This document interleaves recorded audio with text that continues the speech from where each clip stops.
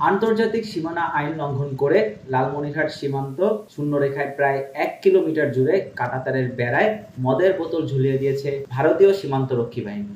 ১৫ই ডিসেম্বর বুধবার দুপুরে বিজিবির বাধা উপেক্ষা করে পাটগ্রাম দহগ্রামের বাংলাদেশ ভারত প্রধান পিলারের ডিএমপি ৮ নম্বরের উপপিলার ৩৮ থেকে ৪৬ পর্যন্ত প্রায় ১ কিলোমিটার এলাকা জুড়ে খালি মদের বোতল ঝুলিয়ে দেয় বিএসএফ। একই সঙ্গে সীমান্তে টহলও জোরদার করেছে তারা।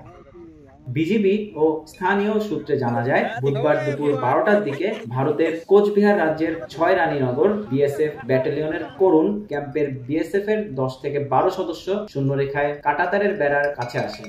স্থানীয়রা বিজিবিকে খবর দিলে দহগ্রাম আঙ্গরপোতা ক্যাম্পের টহল দলের বিজিবির সদস্যরা ঘটনাস্থলে গিয়ে বোতল ঝোলাতে বিএসএফ কে নিষেধ করলেও তারা বাধা মানেননি।